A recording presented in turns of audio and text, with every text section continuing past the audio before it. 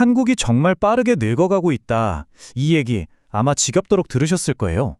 근데요, 우리가 진짜로 걱정해야 할 게 단순히 고령화 그 자체가 아니라면 어떨까요? 오늘 데이터를 통해서 우리가 진짜 놓치고 있는 위협이 뭔지 한번 제대로 파헤쳐 보겠습니다. 자, 그럼 바로 본론으로 들어가 볼까요? 제가 질문 하나 드릴게요. 한국은 지금 세계에서 가장 늙은 나라 중 하나다. 이 말이 맞을까요? 틀릴까요? 아마 많은 분들이 그렇지 않나? 하고 생각하실 거예요. 근데요, 실제 데이터를 까보면요, 현실은 이게 생각보다 훨씬 복잡하고 또 훨씬 더 시급한 문제라는 걸 알게 됩니다. 네, 첫 번째로 우리가 흔히 가지고 있는 오해부터 한번 짚고 넘어가 보죠. 자, 이 그래프 한번 보실까요? 이게 중위 연령이라는 건데요. 쉽게 말해서 우리나라 사람들 전체를 나이 순으로 쫙 줄 세웠을 때 딱 정가운데 있는 사람의 나이를 말하는 거예요. 2025년 기준으로 보면 한국이 46.2세. 저게 일본은 벌써 50세에 도달했고요. 미국은 39세죠. 그러니까 어때요? 일본보다는 아직 젊고 미국보다는 확실히 나이가 많죠. 중요한 건 지금 당장만 놓고 보면 우리가 막 세계에서 제일 늙은 나라는 아니라는 거예요. 65세 이상 고령 인구 비율을 봐도 마찬가지예요. OECD 평균보다 그냥 살짝 높은 수준? 그러니까 이렇게 현재 상태만 보고 있으면 그냥 좀 늙었네? 하고 진짜 중요한 문제를 완전히 놓치게 되는 거죠. 그럼 진짜 문제가 뭐냐고요?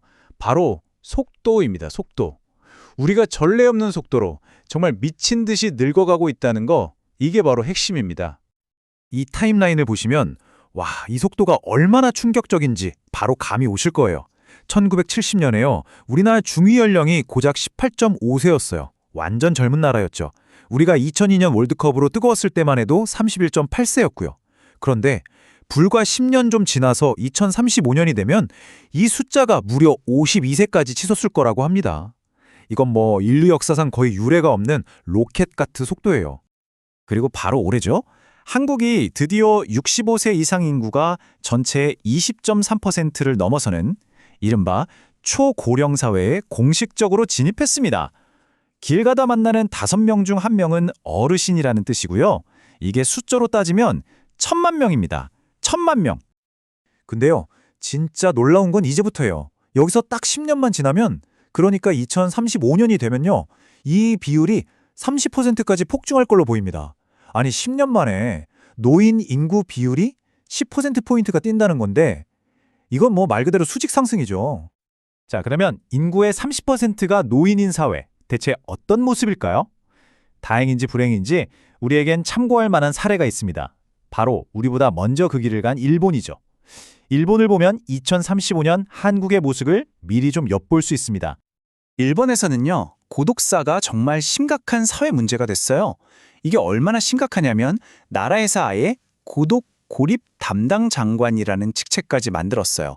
장관직을 만들어서 대응해야 할 만큼 사회적 고립이 이제는 국가적인 재난 수준이 되어버린 거죠. 사회 전체가 나이를 먹으니까 변화에 대한 저항이 엄청나게 커져요. 일본이 아직도 팩스랑 도장을 쓰는 이유, 그리고 심지어 들어보셨어요? 사이버 안보를 책임지는 장관이 저는 컴퓨터를 한 번도 써본 적이 없습니다 라고 말하는, 이런 정말 웃지 못할 일이 벌어지는 게 다 이런 사회적 정체 때문이라고 볼 수 있어요. 정치 참여를 보면 이 차이가 더 극명하게 드러납니다.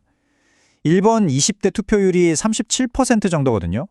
근데 한국 20대는 거의 70%에 육박해요. 거의 2배죠. 이건 어떻게 보면 아직 우리 젊은 세대는 변화를 포기하지 않았다는, 뭐랄까 좀 희망적인 증거라고도 할 수 있겠네요. 그런데 여기서 또 아이러니한 게 있어요.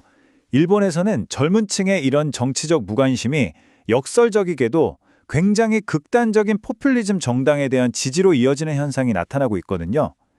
그러니까 어차피 내 목소리는 안 들어주잖아 하는 그 환멸감이 오히려 더 위험한 선택의 문을 열어버리는 거죠.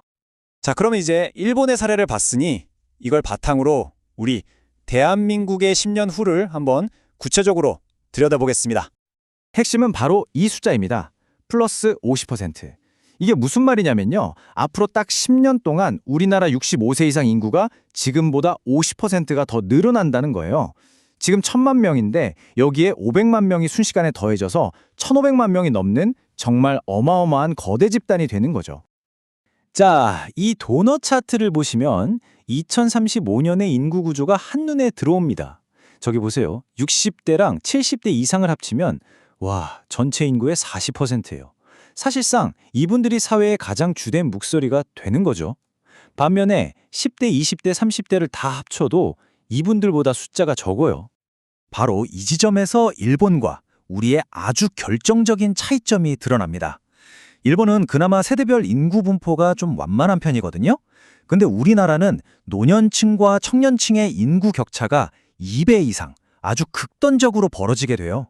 이건 앞으로 훨씬 더 격렬한 사회 갈등이 벌어질 수 있다는 굉장히 위험한 신호입니다. 생각해보세요. 500만 명의 노인 인구가 갑자기 늘어난다. 이건 곧 피할 수 없는 돌봄 위기, 그리고 눈덩이처럼 불어날 의료비, 마지막으로 연금 고갈이라는 이 세 개의 거대한 파도를 우리가 정면으로 맞닥뜨리게 된다는 뜻입니다. 자, 마지막입니다. 이 모든 현상들이 결국 우리 사회에 던지는 궁극적인 질문이 있어요. 과연 우리는 콘크리트처럼 굳어버린 사회가 될 것인가 하는 질문입니다. 사회의 압도적인 다수가 된 노년층의 목소리는 자칫하면 사회 전체를 딱딱하게 경직시킬 수 있습니다. 우리가 마주한 가장 큰 위험, 어쩌면 일본보다도 훨씬 심각할 수 있는 진짜 위험은 바로 더 이상 변화할 수 없는 사회가 되어버리는 겁니다. 제가 콘크리트 사회라고 표현했는데요. 이게 뭐냐면 말 그대로 인구 구조나 정치 지형이 콘크리트처럼 단단하게 굳어버려서 새로운 생각, 새로운 혁신, 그리고 무엇보다 젊은 세대의 목소리를 더 이상 받아들이지 못하는 그런 사회를 말하는 겁니다.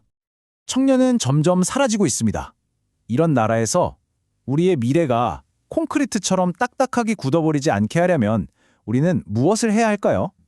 앞으로의 10년, 바로 우리 모두에게 주어진 가장 무겁고 시급한 질문이 아닐까 싶습니다.